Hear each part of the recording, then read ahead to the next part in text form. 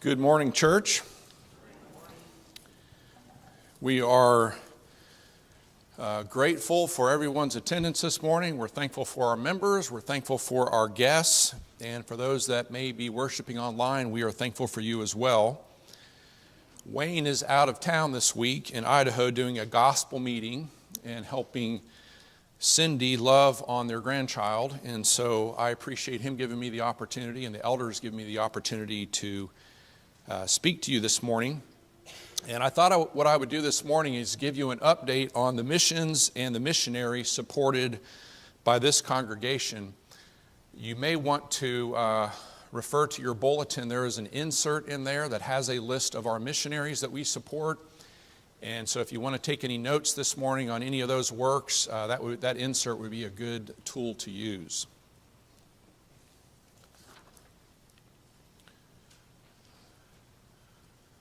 That is not the right, we need to get the one on,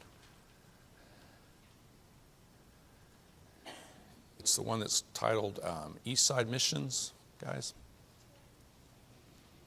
So while they're pulling up the Eastside Missions presentation, let me talk to you about what my two goals are for this morning. The first one is I want to increase our awareness of the missions that we support here at Eastside. You might want to call this a shareholders report. So when you invest in a company, you get an annual report that shows the returns for the year, how well your investments did. And through our contributions, we are investing in the work here at Eastside. Part of that is missions, but it certainly is not everything. But what I would like to do this morning is talk to you about there we go. All right, we're on track now. So I want to talk to you about the missions that we support. I want there to be transparency about the money that is spent, how we're using it. And also through this presentation, it should give you an insight on the returns. Are we getting our money's worth for the money that we're spending? And so I hope that it will increase our awareness. The other thing I want to do this morning is encourage us to increase our involvement in missions, individually as individual members and also collectively as the congregation here at Eastside. Missions should really be more than just a list of checks that our treasurer writes and sends off to different people. It should be more than just a list of things that we support that appear in the corner of the bulletin, and we may not even refer to it every week because we kind of know what's there. We don't think much about it. And so what I want to do is encourage us to think more about it, to get more involved with it. And if you're visiting this morning and you're not a member here at Eastside, I think the principles that we're going to talk about would be things that you could apply to your home congregation, to the works that you support there. So how can we become more involved? Well, we'll get back to this later, but briefly, through our prayers. We want to be praying for our missionaries, and that bulletin insert that I referenced is a tool that you can use. Individually, you can keep that in your Bible. As a family, you might want to put one of those on your refrigerator or in the bedroom or wherever you guys assemble to pray. You can include our missionaries in that. Obviously, through our contributions, we are financially supporting our missionaries, and we want to continue to do so. We also want to correspond with our missionaries, and that's one of the big goals from this morning is through this insert and through this awareness, I want to encourage us to reach out to our missionaries, to encourage them, to write them notes and letters and let them know that we are with them, that we are supporting them. And then also, I want to encourage us to go. We have banners out there, I think in the hallways, that say, "Here am I, send me." But we don't want our missions approach, our mission work to be merely banners or merely slogans. When we see, "Here am I, send me," we really want to take out the word me and put our name in there. "Here am I, send Steve." "Here am I, send Kevin." So we want to make it personal. Not everyone can go on a mission trip or be involved in faraway places, perhaps due to health or other circumstances, but some of us can. And so I want to encourage us, those that can, to go. So let's talk about why support missions, why support missionaries. And I would begin with the example of the early church. In Acts chapter 1, verse 8, it says, "But you will receive power when the Holy Spirit has come upon you, and you will be my witnesses in Jerusalem and in all Judea and Samaria and to the end of the earth." Well, the early church took that responsibility, they took that calling very seriously, and I think we should do likewise. We can't be witnesses to the end of the earth unless we send people to do that or go ourselves. The other thing I would mention is that missionaries are dependent on churches. 2 Thessalonians chapter 3, verse 1 says, "Finally, brothers, pray for us that the word of the Lord may speed ahead and be honored as happened among you." So Paul requested prayers, and our missionaries are requesting the same thing. They need our prayers, they need our involvement. Kevin had a bit of a long, challenging reading this morning, and I'm not going to repeat that reading, but I want to highlight a few of the things from the passage that he read, and I've got those listed here. So Paul said, "You have revived your concern for me. It was kind of you to share my trouble. No church entered into partnership with me in giving and receiving except you only.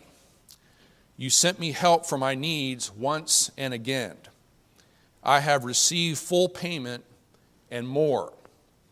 I am well supplied, having received from Epaphroditus the gifts you sent, a fragrant offering, a sacrifice acceptable and pleasing to God." So clearly, Paul appreciated and relied on support. If I could paraphrase Paul, I would say, I'm willing to go. I'm willing to suffer. I'm willing to go through great hardship to include being beaten at times and stoned, but I need your help. I need you to support me. I need you to send me. I need your prayers. I need your financial support. I'm willing to go, but I need you to get behind it.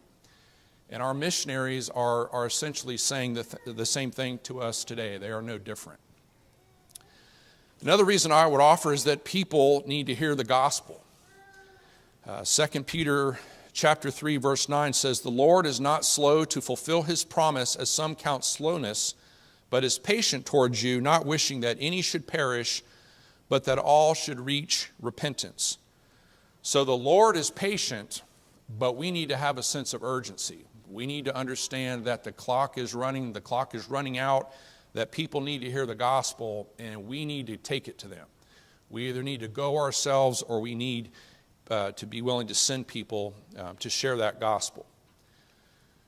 Also, Jesus requested prayers for the laborers. In Matthew 9, chapter 38, he said, "Therefore pray earnestly to the Lord of the harvest to send out laborers into his harvest." And I appreciated the songs that Gary led us in this morning. I hope you all were listening, but it was along those lines of sending people out and of praying for the harvest. And then I would also add, we are commanded to go. Matthew 28, 19 and 20 says, "Go therefore and make disciples of all nations, baptizing them in the name of the Father and of the Son and of the Holy Spirit, teaching them to observe all that I have commanded you. And behold, I am with you always to the end of the age." He says, go, go. That is an action verb.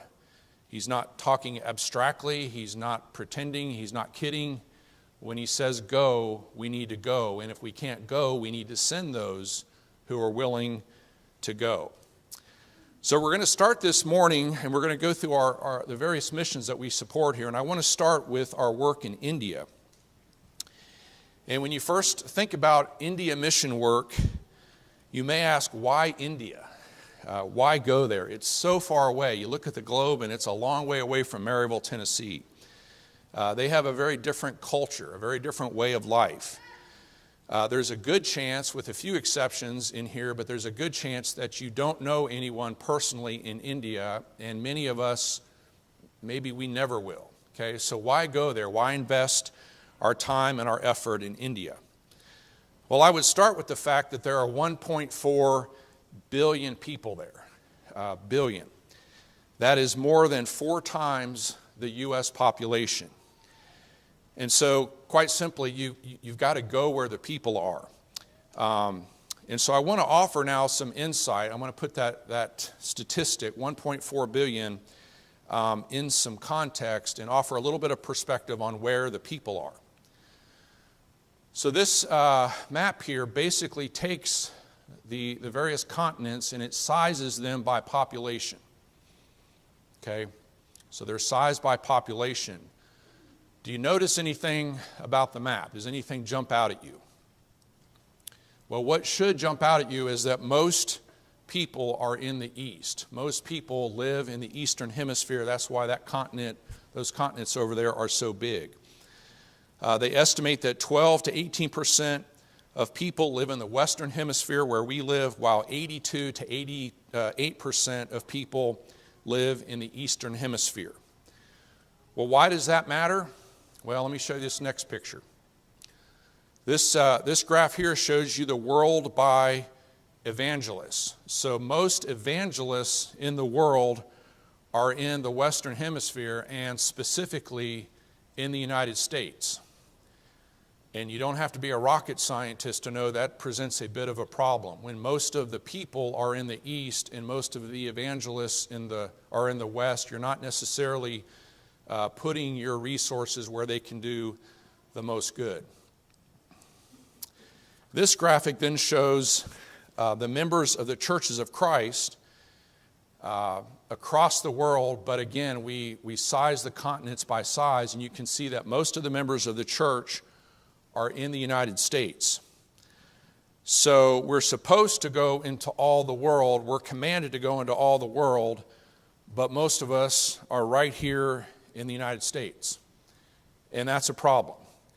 And here's an even bigger problem. Over half of the members of the Church of Christ are concentrated in just 5 states. Well, that's great if you live in Tennessee or one of those 5 states. It's nice to have, a church on every corner, so to speak, and it's good to be around lots of Christians, and I'm certainly blessed by being in a state that has a lot of Christians. Nothing wrong with that. But the problem is that's not where most of the people are. And it's not where most of the lost people are. Most of the lost people are not in those 5 states, and most of the lost people are not in the United States of America. So, what does that mean? Well, it means it's incumbent upon us to get out from our comfortable Christian enclaves and go into all the world. Or you might say, go to where the people are, or most of the people are. And if we can't go into all the world personally, and some of us just can't because of health or other reasons, well, then it's incumbent upon us to support those who can, to be willing to get behind them. Just like the early church got behind Paul, we need to get behind those who are willing to go. Which brings us to Zach Holmes. Zach, like my father-in-law Raymond Clymer, who was a missionary to India for 12 years, Zach and Raymond understand the demographics. They understand that there are 1.4 billion people in India, most of whom need to hear the gospel. And Zach, like Raymond, is willing to go. He's willing to do the work there. Our elders here also understand the demographics, and that's why we have Zach as one of the largest budget items within the mission budget, is because we understand the importance of going to where the people are, the Eastern Hemisphere, and reaching them. And so we're putting our money where our mouth is, so to speak. So what does Zach do? He's involved in sharing the gospel. He's involved in training preachers, and I want to put that little bug in your ear this morning, training preachers. That's going to be a theme this morning. You're going to see that over and over again, and it starts right here in India where they are training preachers to do the work. They're building church buildings, they're distributing Bibles, they're helping orphans and widows. So how are we doing on our returns? Are we getting our money's worth? Well, let me just isolate 3 months from last year. If you take April, May, and November, they baptized 831 people. How's that for a return on investment? Zach was here back on May 22nd. He gave an update from this podium to the congregation. And so in the interest of time, I'm not going to go into great depth about the work that he's doing there other than what I just said. But if you want to go to the YouTube and go to the Eastside page and go back to May 22nd, you can get into more depth about what they're doing. But what can we do? We can pray for Zach. Okay, he's on that sheet you have in your bulletin. We can write Zach. His address is there in the bulletin. And we need to be praying for not just him, but we need to be praying for more Christians who will be willing to go out east, to go to the Eastern Hemisphere, specifically to go to India, perhaps Christians like Brooke Nash, who is interested in doing that. So we need to be praying for Brooke, praying for God's call on his life to join Zach and others willing to go to where the people are. Next up, we have the Memphis School of Preaching. Zach, who I just mentioned, is a product of this school, as is our very own Wayne Rogers. And another of our very own, Tyler Cannon, is a student there. Eastside, along with some individual donors, are covering Tyler's tuition. And once again, we see with this slide a common theme from this morning, which is our commitment to training preachers. Our elders understand that there is a need for that in the brotherhood, that we need to have more men who are trained, who are willing to go. And so again, we're putting our money where our mouths are, and we are supporting men who are willing to go to school, willing to get the training, and willing to go off and become preachers. So Tyler, I know, would appreciate your prayers. Pray that his studies will go well, that God will open him up to ministry opportunities that are before him. And we also want to say a prayer of thanksgiving, because a couple of days ago, I understand Tyler was stuck in a Walmart as a tornado came by.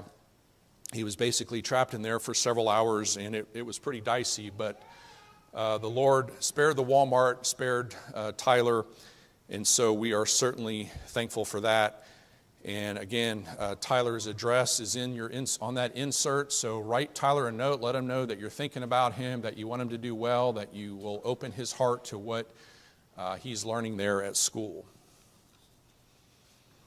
Next, we have the Southeast Institute of Biblical Studies, and another of our very own, Ethan Foister, will be graduating from there next month. We have been covering his tuition, and we will continue, even after he graduates, we will continue to support the school there, the infrastructure there at this preaching school. We know Ethan well, we know Gabby well, we have heard him preach several times, even from this pulpit. And while he has been in school, he's been able, during his first year, to be a fill-in preacher at the Nelson Chapel Church of Christ, just south of here, and more recently, he's been preaching full-time at the South Knoxville Church of Christ. So again, through our support of him, including the budget, we have been able to help out a couple of our sister congregations with preaching. So what can we do? We can pray for Ethan. We can pray for Gabby. We can send him a graduation card. We can thank him for his diligence in completing this program next month and getting his degree. And while I'm on this slide, I would mention that if you are interested in attending this school's lectureship, it will run from April 23rd to 26th, and I believe the schedule for that is on their website and on the bulletin. And so this is another big effort of our congregation that's gone on for many years to support the training of preachers. But we're not done yet. We also have the Tri-City School of Preaching. This is a third preaching school that we support, and it is in Elizabethton, Tennessee, and specifically there we support David Jones. He is an instructor there, and he also preaches for a small congregation nearby. And again, I'll sound like a broken record, but I appreciate the fact that over and over again with this presentation, we see how we are supporting the training of preachers, not just the students, but the school's infrastructure, and in this case, one of their instructors. Through our support, he is able to not only preach, but work at the school full time. So let's be praying for David, for his work there. And again, if you can take a moment to send him a little note of encouragement, I'm sure that he would appreciate that. Next up, we have Latin American missions. We've been supporting this effort for a number of years. It focuses on medical missions and also evangelistic campaigns throughout Central America, and several of our members have been on Latin American missions campaigns. And guess what else they do? They train preachers. They train native preachers at the Bible School of the Americas in Panama City. One of their recent graduating classes is pictured there.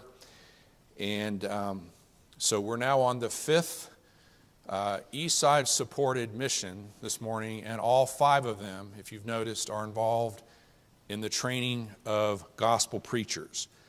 And there's a harvest there, folks. There is a harvest there. There is a return on investment.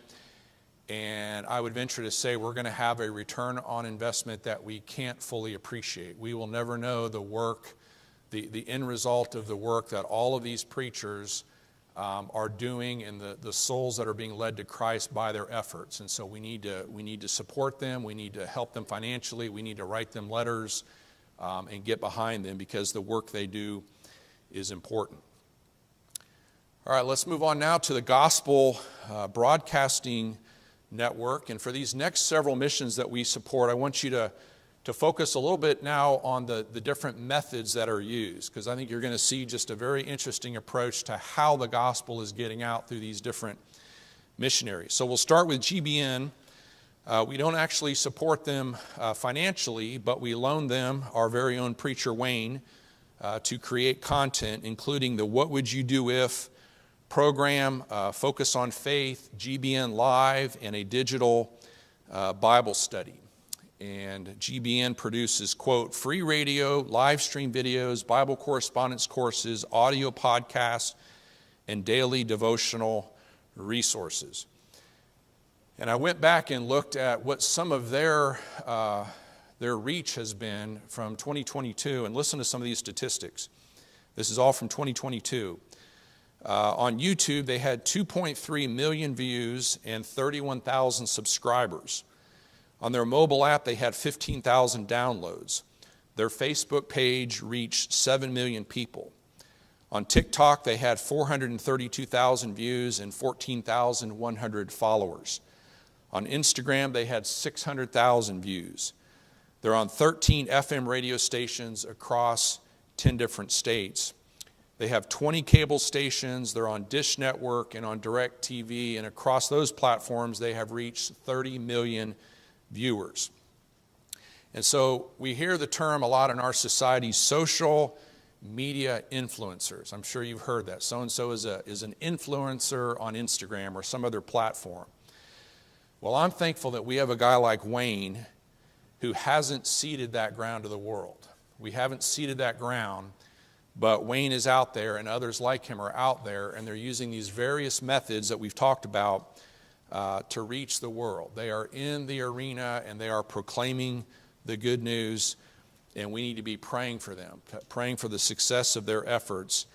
And if you happen to listen to one of Wayne's or any of these guys' podcasts or videos, drop them a note. Don't just appreciate it, but let them know that you appreciate it, that you're listening, and that will be an encouragement to them. All right, next up we have In Search of the Lord's Way. This is a long-running national television program featuring Phil Sanders and Mac Lyon. They also reach several foreign countries, and through the internet they really reach the world. Locally, they are on Sunday mornings at 8 a.m. on WTNX 43, so you can listen to them locally. And we want to continue to pray for them, the work that they're doing, that the seeds that they sow will reap a harvest, and that they'll be able to reach many lost souls through this television program. Next up, we have the Scattered Abroad Network. This is a podcast network across the Southeast, and it is the newest addition to the ministries that Eastside supports. We wanted to make further inroads into the podcast world, which is becoming increasingly popular with our young people. Wayne came to me with this idea for this particular mission. I went to the elders, and they were quick in responding that, yes, we want to be a part of this. Why is that? Well, in a recent survey of 1,600 11 to 18-year-olds, 20% of them listen to podcasts on their free time. And so we got to put out content through the media that our young people are listening to, that they spend time in. And so we need to be creative with that and use a lot of different ways to reach them. The name scattered abroad comes from Acts 8, verse 4. It says, therefore they were scattered abroad. Therefore they that were scattered abroad went everywhere preaching the gospel. And that's kind of a great name for them because these podcasters are spread abroad. They're across the United States. Most of them, or many of them, come from the Memphis School of Preaching, but they're scattered abroad, the U.S. They come together to produce these podcasts, this content, and they put it out there. And in addition to the financial support that we give them, Wayne is also a content creator offering the podcast Meet Me at the Mountain. And so he's involved in that work as well. So we need to be praying for them that they can reach people, especially young people, with the gospel. Next up, we have Good News Today.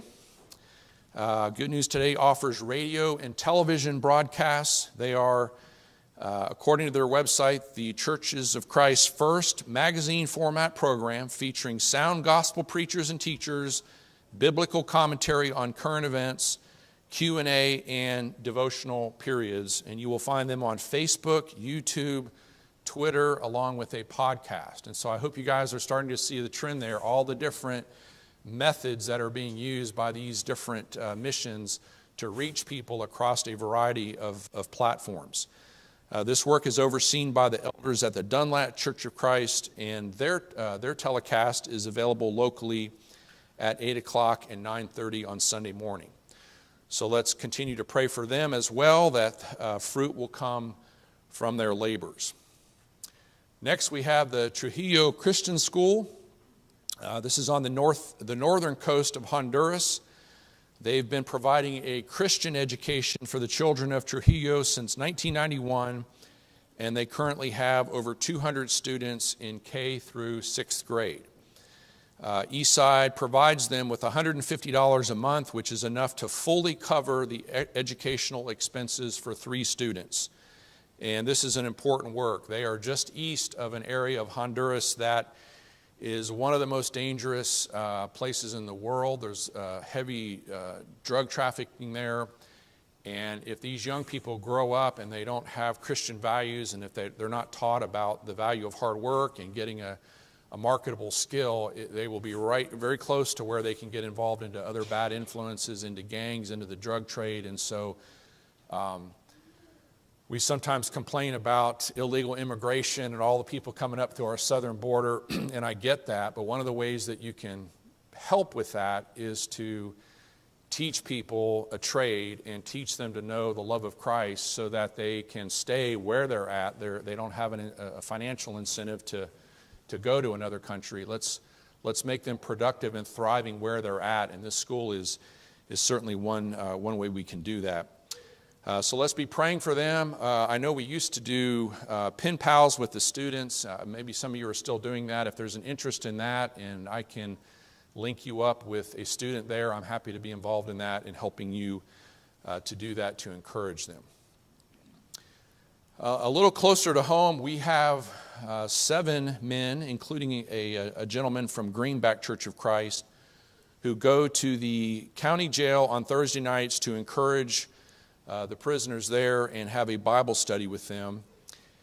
And we tried to do the math the other day, but we have been at this, men have been at this for the past nearly 8 years, at least 7.5 years. And in terms of an individual Bible study with one person, I estimate that we have conducted over 4,000 Bible studies there at the prison.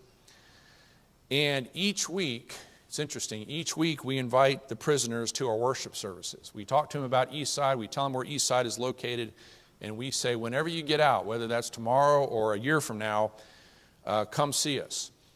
And for the first 6 years of this ministry, we didn't have a single taker. I mean, week after week, no one showed up. And it would have been very easy for the men and for our elders to say, you know what, we're just not really getting much of a crop here. There's not much of a harvest. Are we wasting our time? Should we try something else? So we could have given up. We could have stopped on those efforts, but we didn't. We continued on. And over the past 9 months, 8 former prisoners have visited, 4 attend regularly, and 3 baptisms have resulted. So there's a lesson there about planting seed and harvest and the timing of some harvest, and you just got to keep at it. You just never know how God is working in people's lives. You never know whether your fruits are going to yield a harvest in days, weeks, months, or it may be several years. So you keep planting seeds and you don't give up. And so we want to be praying for this ministry, for the former prisoners that are with us, and certainly for those that are still incarcerated. I would also add that the next training, if you're interested in this ministry, this is something, you may not be able to go to India or whatever, but this is a place that's local. And if you're interested in that, the next training is on Thursday, April 13th at 6 p.m. And I want to make a special appeal here to our women. We have men that are involved in this ministry, and we would like to have a women's ministry. There are women at this prison, and those women need to hear the gospel, and those women need to be encouraged. But to do it, to have a viable program, and to have our own night, our own session, we need to have 4 or 5 women, and we currently only have 2. Okay, so we literally, on this one, we literally do not have a women's program because we don't have enough women who have stepped up to say, I'm willing to be a part of this. And so I just want to put that out there and encourage you to think about this. You can go to the training on April 13th. That does not commit you. You can go and learn about the program and think about it and pray on it. But if it's on enough people's hearts and they're willing to be involved in that, we could open this up for the women and have a women's prison ministry each week like we do with the men.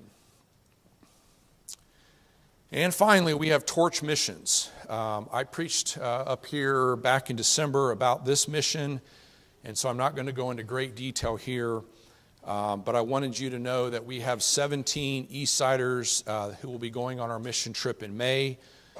They range from senior saints, I won't mention any names, all the way down to Fiona and everyone in between. So we have all different age groups represented, a lot of different backgrounds. And I just want to thank you guys for your generosity. Our team certainly appreciates your prayers, but this congregation and several individuals within the congregation have stepped up big time financially. And you guys, I'm looking at some of them, you know who you are.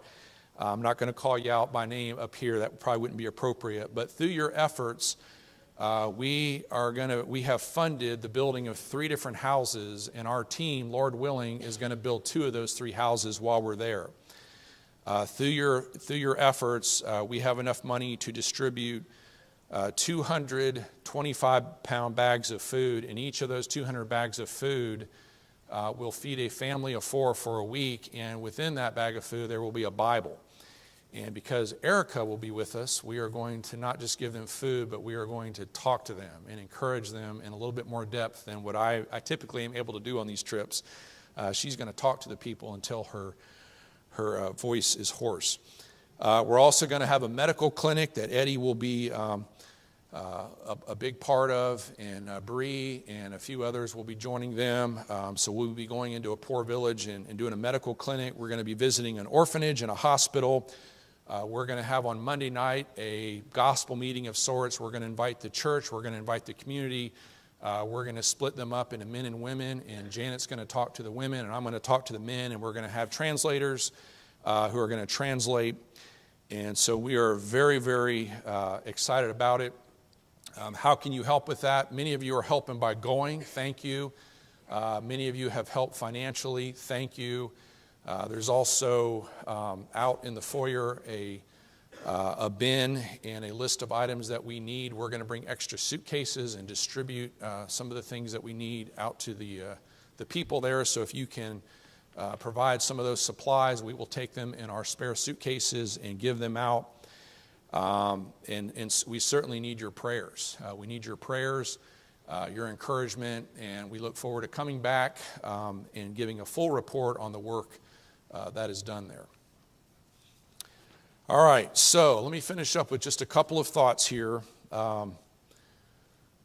what can you do? Okay, you're sitting here this morning, you're like, I want to be a part of this. I know this is a good thing, and I want to help. What can you do? Okay, well, let me suggest 4 things.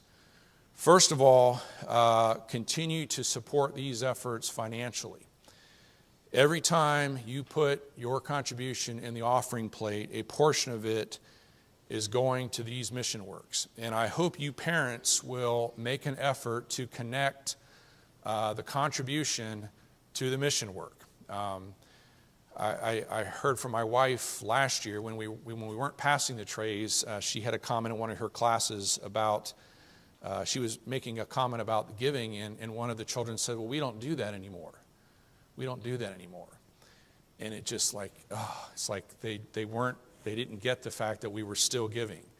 So now we visibly are seeing those plates being passed, and our children see that we are giving. Even though we've been giving all along, they now see that. Well, you can take that a step further and talk about how that dollar that you put in the plate is supporting one of those missionaries, okay? You can make that connection for your children. So let's continue to give as Raymond talked about, generously, liberally. We need your support financially. The other thing you can do is you can write our missionaries. Again, their addresses are in that insert in the bulletin. That's what they're there for. So write them a note. Doesn't have to be a long thing, just a quick note. Let Tyler, let the other guys know that we support them, that we're thinking about them. Another idea here is you Bible class teachers can take your students, and this weekend, Janet put together a bulletin board that has all of our missions that we support. It's in the lobby here.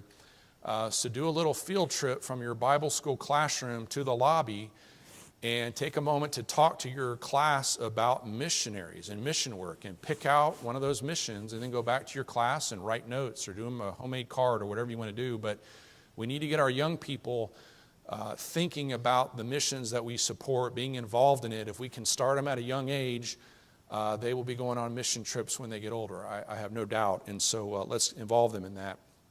Of course, we can go on a mission trip. I'm very thankful for the 17 that have answered the call to go to Honduras. And Lord willing, we'll be able to continue to go to Honduras and go to other places around the globe. So let's be willing to go if we are able.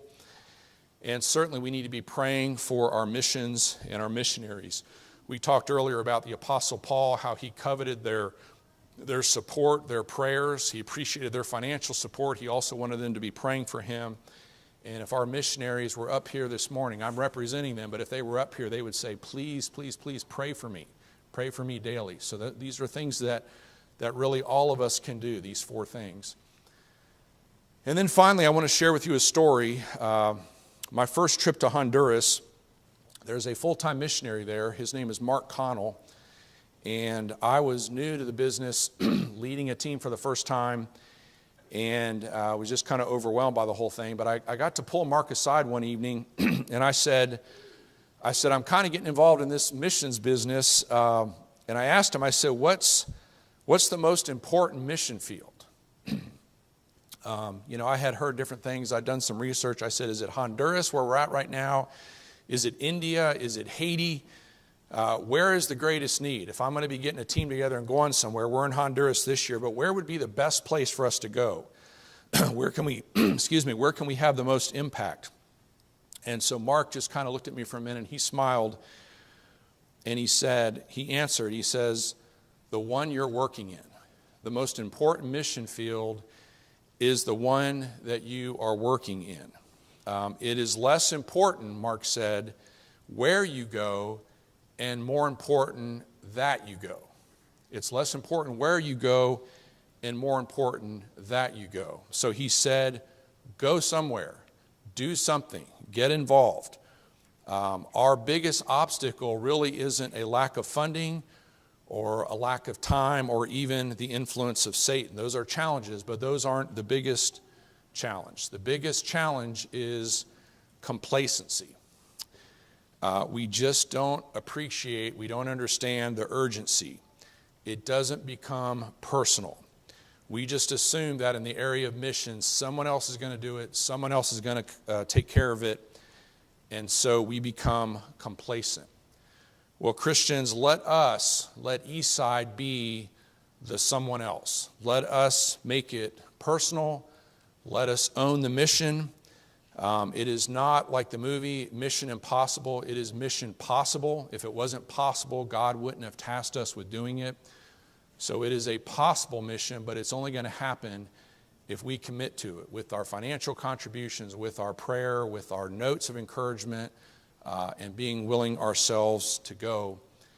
And then I would also remind you that every time you exit the church building, you are entering a mission field. It is all around us. Yes, we need people to go to the Eastern Hemisphere. We need people to go to Honduras. We need people to go into all the world, everywhere. But we do need people to go to Eastside. We do need people to go out into Blount County. The best mission field, the most important mission field, is the one you're in. The opportunities that God has given you in your life, in your world, wherever you're at. So let's not miss those opportunities. This morning, if you're not a Christian, we're going to sing an invitation song. If there's anything on your heart that you want to share, that you want the prayers of the congregation, we are certainly willing to do that. We can't really be missionaries to the world until we have our own faith squared away, until we become Christians ourselves. And so if you would like to become a Christian this morning, we're willing to help with that. Or if you have any other needs this morning that we can pray for you, please come forward as together we stand and sing.